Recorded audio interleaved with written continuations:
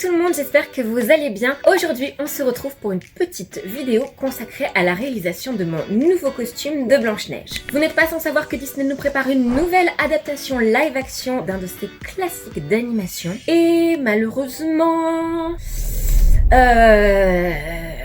je sais pas ce qui se passe avec les stylistes et designers de chez Disney pour les live-action. Et vous n'avez aucun style, aucun sens de la mode? Je crois que ça dépend de ce que vous entendez. Non.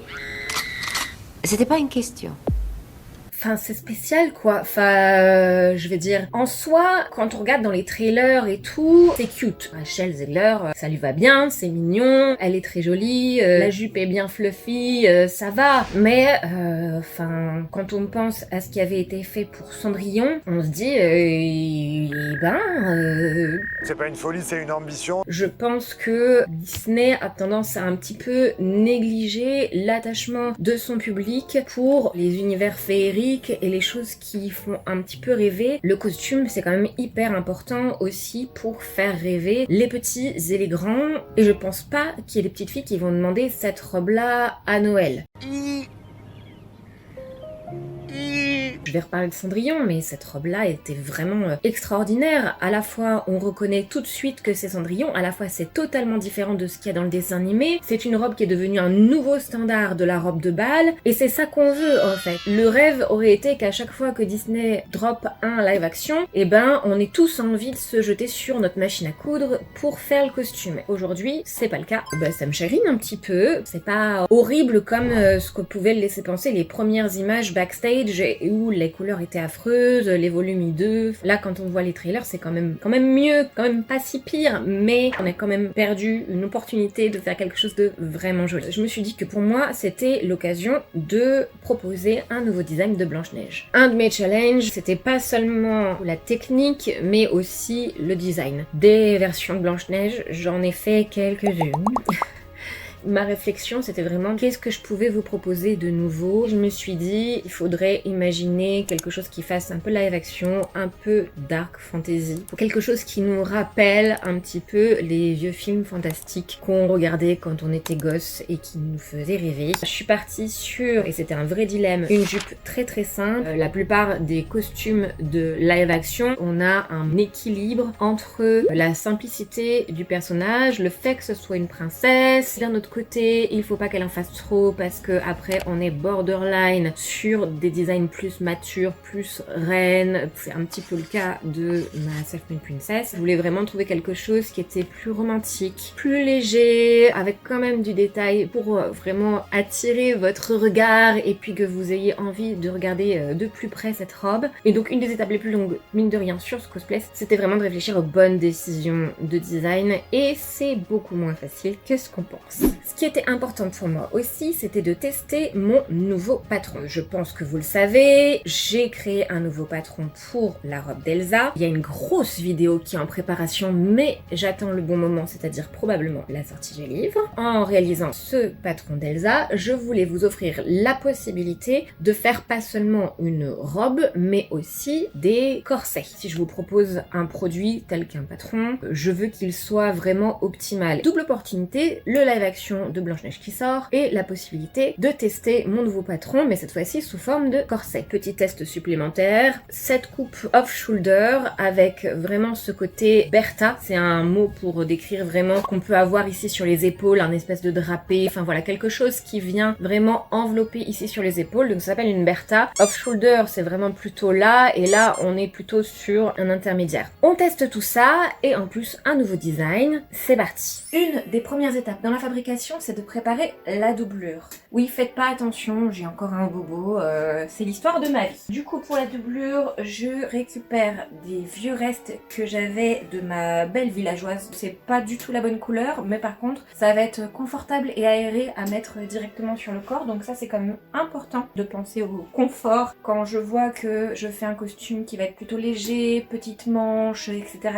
je me dis ok, ça va être plutôt porté en été, ça va être plus agréable à même le corps. Le seul souci souci c'est que ça c'est particulièrement mou et que pour la doublure d'un corset on veut quand même quelque chose d'assez solide. J'ai préparé ici mes pièces dans mon thermocollant, donc avec le patron Self-Made Queen. Voilà, c'est la version la mienne, hein, pas celle que vous aurez. Hein. Ce que je vais faire c'est qu'avec ma presse à chaud, je vais venir entoiler tout ça pour renforcer ma couche de doublure. On enfourne. C'est parti. Wouhou! Et là, vous voyez que c'est parfaitement fusionné. Il n'y a pas un seul pli. Et même mon tissu qui a une tendance au froid souillis, là, il est quand même vachement plus aplati, vachement plus propre. J'ai des pièces qui ne risquent pas de se décoller. Là, c'est vraiment fusionné pour très longtemps. Et je vais faire ça sur toutes mes pièces de ma doublure. A few moments later. J'ai assemblé ma doublure. Sur le milieu devant, j'ai laissé des coulisses pour les baleines parce que sur la partie visible du corset, donc sur l'avant, je veux pas qu'il y ait de surpiqûre centrale, donc il faut que je les mette dans la doublure. J'ai installé, comme c'est le cas sur tous les Self-Made Queen, un ruban à la taille parce que comme on a les pièces de côté, celles-ci là, qui sont coupées dans le biais, elles vont se déformer et s'adapter plus facilement aux courbes du corps. Le problème de cette déformation, c'est que ça risque de s'étirer. Et s'il y a bien un endroit où on n'a pas envie que le corset s'élargisse, c'est la taille, parce que le principe du corset, c'est d'avoir quelque chose qui marque bien la taille. Étape suivante, j'ai coupé toutes mes pièces dans mon tissu principal, donc ici sur la partie centrale du bleu clair, et je vais assembler la partie visible du corset. Et c'est sur cette partie-là que je vais installer les coulisses pour les baleines. Un petit peu comme ce que j'avais fait pour ma belle de Once Upon a Show. Si on maîtrise bien la couture, on peut facilement créer des surpiqûres visibles qui peuvent être très jolies. Ça assure que le corset se déforme un petit peu moins parce qu'on est vraiment en train de baleiner la partie supérieure, la couche vraiment visible du corset. Quand on met les baleines dans la doublure, ce qui est une technique possible, eh bien on prend le risque que cette couche supérieure de tissu, elle se déforme et elle vive un petit peu autrement que la doublure et qu'elle vienne avoir finalement des plis indésirables. Mais pour ça, faut être très propre et très précis parce qu'on n'aime pas du tout les surpiqûres qui font. C'est parti, je me lance dans la couture de la partie visible de mon corset.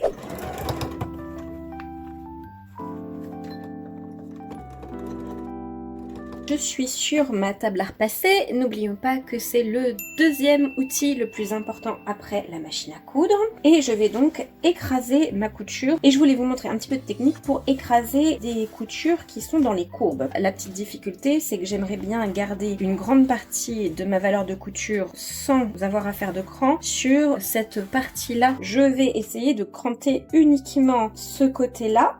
Hop. Quand ici, on va avoir une courbe dans ce sens-là et qu'on risque d'avoir un excédent de tissu, on fait des crans comme ça, des petits crans en V. Quand le tissu sera bas, vous voyez, ça se referme sur les mêmes. Inversement, quand on a une courbe en creux, ici, on a besoin que ça se déploie et pas que ça reste coincé. Donc, on vient faire des crans directement comme ça. On jauge aussi avec le tissu. Et j'ai cet outil-là. Je pense que je l'ai acheté chez... Je vous mettrai le lien. C'est parti. Je commence à poser mon tissu. Et en fait, ça, c'est un petit peu comme une Jeannette. Hein. C'est un petit outil qui permet de repasser les petites pièces avec des courbes. Je viens ici, là, aplatir ma couture. Moi, je mets toujours à fond. Et hop, là. Et je vais me servir de ma base, ici, pour aller écraser ma courbe. Une fois que c'est fait, je peux transformer le truc encore plus en étant vraiment encore plus précis, en mettant sur l'endroit. Et voilà. Je vais continuer la couture de mon corset et ensuite je viendrai créer mes coulisses pour mes baleines en faisant une surpiqûre ici. C'est pour ça que j'ai des très grandes valeurs de couture. Quand je vais venir piquer à 1 cm, il restera encore une bonne valeur et ça risquera pas de s'effilocher. Et donc ma coulisse, elle sera bien solide. J'ai tout assemblé. Je fais mes coulisses pour mes baleines en venant surpiquer par le dessus. Et ce que je vais venir surpiquer, c'est la valeur de couture et c'est ça qui va créer ma coulisse pour ma baleine. Il y a toutes mes coulisses qui sont prêtes. Je peux passer à l'étape suivante qui est l'insertion des baleines. Et du coup, je prends des baleines spirales. Je vais prendre la longueur de la coulisse. Je vais faire attention de laisser la place ici de piquer mon biais en bas, mais également ici de piquer mon biais en haut. Ça veut dire qu'il faut vraiment que je regarde où va arriver ma couture par là. Donc je vais laisser vraiment de la marge. C'est sans compter qu'en plus, on aime bien quand même quand la baleine, elle a un tout petit peu, quelques millimètres de flexibilité dans sa coulisse. Sinon, on peut facilement être vraiment coincé dans son corset si vraiment la baleine n'a pas du tout d'espace pour circuler quand on s'assoit, par exemple. Je vais couper avec mon outil mes petits embouts aussi. C'est pour pas que ça vienne déchirer. Et avec une petite pince, écraser ça. Bon, c'est jamais nickel, hein. Je sais pas comment font les gens, mais moi c'est toujours un peu à l'arrache. Là, je vais venir glisser ma baleine et c'est nickel.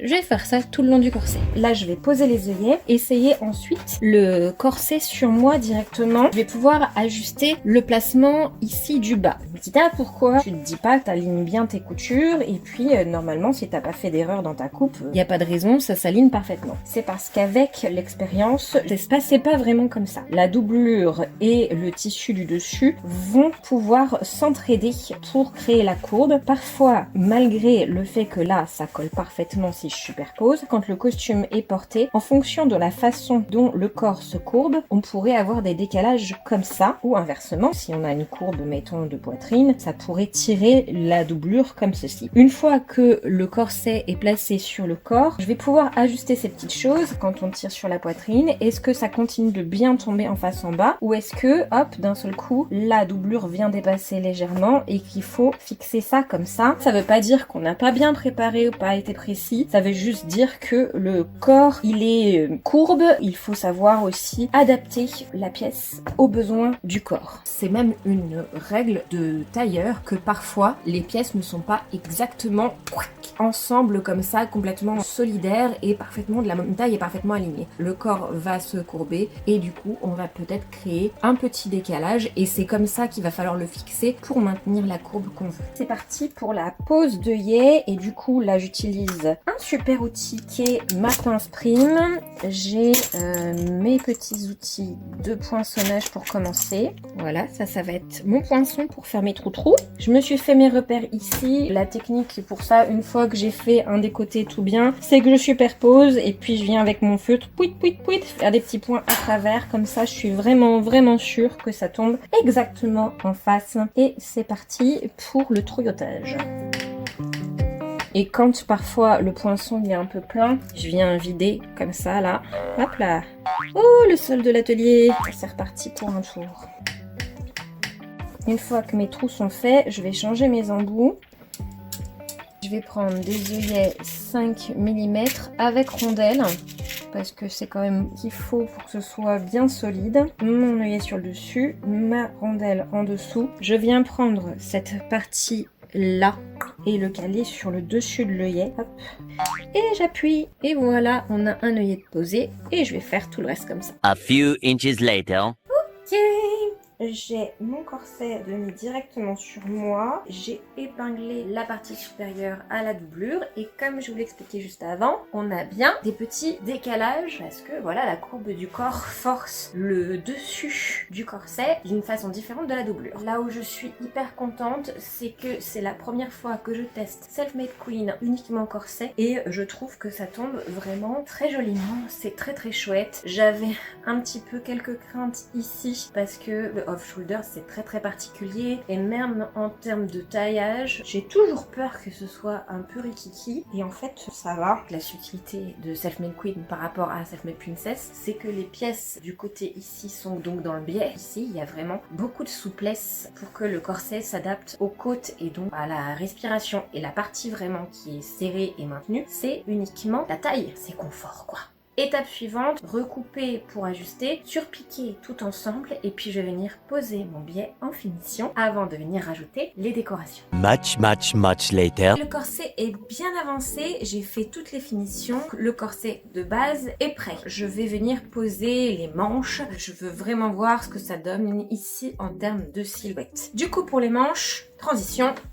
J'ai cette matière-là, résille dentelle, très très souple. Elle est vraiment super jolie. Je sais pas si on verra grand chose, mais ça me fait un petit peu penser à ce que j'avais utilisé pour Aurore Villageoise. Dans le coin, il va y avoir le support de manche qui va permettre vraiment de maintenir la manche à une hauteur déterminée. Et donc là, c'est Self Made Princess. Comme le bord ici est droit, je suis obligée de trichouiller. J'ai fait des fentes ici pour pouvoir vraiment le remettre à plat. Ça fera une manche avec une forme un peu moins sophistiquée. Je me demande aussi si à l'intérieur, je vais pas mettre cette matière-là. Ça peut donner un petit peu de gonflant. Et elle fait vraiment fantaisie aussi. J'hésite parce que souvent le trop gonflant, j'ai fait cette erreur par le passé, ça fait des épaules de rugbyman. Il faut vraiment calculer cette histoire de volume. Donc voilà, je réfléchis. C'est parti pour un petit bout de manche. Je vous montre cette étape, mais en fait, il y en a déjà une qui est faite.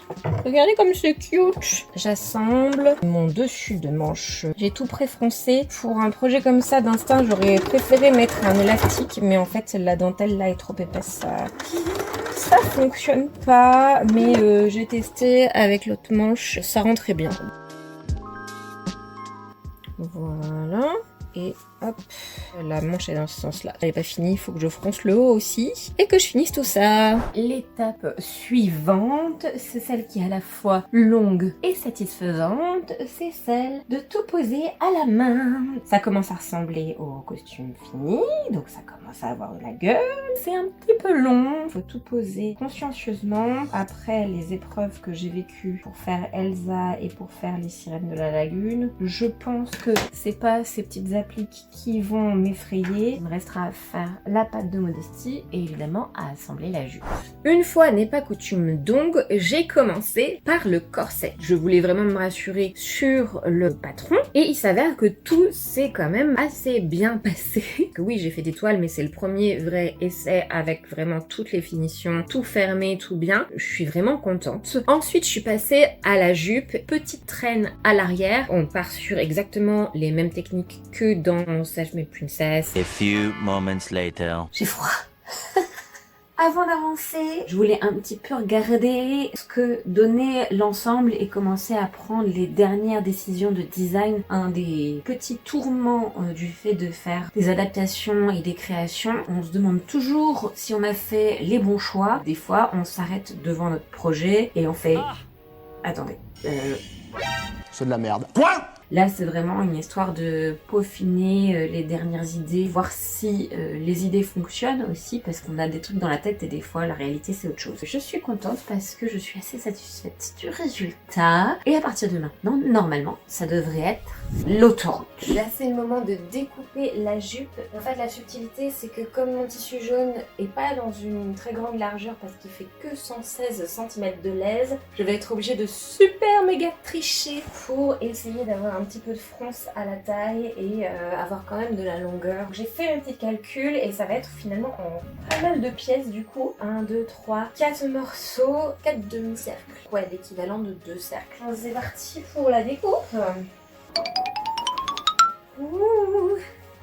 Voilà, ça va être très joli. One eternity later. Je passe aux finitions de la jupe. Je dis finition parce que c'était pas très intéressant de vous montrer, mais j'ai juste assemblé tous les morceaux de ma jupe ensemble. Ce qui est intéressant, c'est de vous montrer comment je fais la finition du bas de la jupe. Lily m'a posé la question l'autre jour parce qu'elle faisait des essais pour sa Ariel version humaine et elle me dit mais un ourlet tout fin comme ça sur du voile tout long et tout ça, enfin c'est un enfer. Et comment tu fais toi quand t'as des matières fines qui viennent du coup en couche supérieure et comment tu fais pour avoir une jolie finition. Et moi c'est vrai que j'évite les ourlets parce que c'est extrêmement long, ça n'apporte pas forcément quelque chose en plus, voire ça contribue à avoir une finition un petit peu parce que quand on fait un cercle c'est très difficile de faire un ourlet bien droit. Ce que je fais à la place c'est ce que j'appelle un point bourdon, c'est ce que j'appelle, non c'est ce que tout le monde appelle un point bourdon. Et pour ça je fais des petits essais, j'ai mon point zigzag de ma machine et ce que je vais faire c'est que je vais jouer sur la largeur du point et la longueur du point jusqu'à trouver le bon équilibre en fonction de ma matière pour avoir cette petite finition là. Alors attendez, je fais des essais jusqu'à ce que je trouve le bon équilibre entre largeur, épaisseur, enfin tout ça quoi. Et après du coup ça fait un point comme ça très très serré. Et ce que je vais faire, je vais venir voilà couper à ras, hop. et ça va faire une petite finition comme ça au bord de la jupe. Et ça risque d'être long parce que là j'ai un double cercle, et ben j'ai pas mal de finition à faire. Je tire un petit peu sur le tissu, pas trop fort mais légèrement pour vraiment l'aider à avancer. En fait, il y a des chances que ça patine au même endroit, donc je tire vraiment tout doucement sur le tissu. Mais par contre, ce qu'il faut faire attention, c'est de tirer de façon régulière pour pas avoir d'un seul coup le tissu qui avance trop vite et puis d'un seul coup, on n'a plus du tout le même poids. One eternity later. Une étape que je n'aime pas du tout, mais pas du tout, c'est de fixer toutes les épaisseurs de jupe dans la ceinture. Donc là, j'ai tout épinglé et je vais venir piquer toutes les épaisseurs, mais j'ai horreur de ça. C'est vraiment le moment où on risque de piquer des trucs qu'on n'a pas envie de piquer, de pas coudre droit. Enfin bon, c'est vraiment pénible. Et en plus, je sais pas pourquoi j'ai fait une ceinture vraiment petite cette fois-ci. Je sais pas ce qui m'a pris. J'ai pourtant l'habitude de faire des jupes avec des ceintures. Là, j'ai pas beaucoup de surface pour manipuler tout ça. Maintenant, faut enlever toutes les épingles. Que j'aime bien, mais je sais que tout le monde n'aime pas avec une jupe cercle quand on fait un point bourdon. Dans les parties qui sont en biais, ça va faire ce petit effet de vaguelette. Et moi, je trouve ça vraiment très joli. C'est pareil, je trouve que ça participe à un côté un petit peu éthéré, jupe qui flotte toute seule. Je trouve ça vraiment ravissant. Pour finir, je me suis refait une perruque, mais j'ai rien filmé. Les anciennes sont toujours valides. C'est juste, j'ai vraiment une sensibilité de plus en plus importante au niveau de mon crâne, que ce soit au niveau de ma peau et au niveau de mes maux de tête. Je veux pouvoir arriver en convention et me dire que je vais pas avoir ni mal à la tête, ni me retrouver avec des irritations ici du cuir chevelu à la fin de la journée. Et ça, c'est vraiment parce que c'est en partie mon métier de porter ces costumes aussi longtemps que nécessaire. Après, c'est un autre budget. Là, pour une perruque courte comme ça, avec seulement un petit peu de lace ici au milieu, on est déjà sur un budget de 60 €. Du coup, c'est un peu le même process que Self-Made Princess. J'ai fait des boucles, j'ai crêpé pour donner du volume. Pour finir, j'ai hésité sur le serre-tête parce que c'est vrai que après avoir fait déjà une couronne de fleurs sur Self-Made Princess, je me suis dit est-ce que je repars pas sur son nœud classique. J'étais tellement partie déjà dans ce côté fantasy, romantique, léger, jeune fille en fleurs, que je me suis dit que j'allais continuer là-dedans et me refaire une couronne de fleurs assortie à ce costume-là. Et là, y a rien de plus simple. Serre-tête, pistolet à colle, on colle et voilà, elle est terminée. À la fin, j'avoue, j'ai pas tout documenté, flemme un petit peu. Au bûcher, c'est le bûcher. Voici la robe terminée. Je suis contente du résultat et j'aimerais bien la porter en convention et pourquoi pas faire un petit clip avec. Vraiment, j'aime vraiment beaucoup les chansons de Blanche-Neige. Je performe déjà siffler en travaillant dans le concert magique.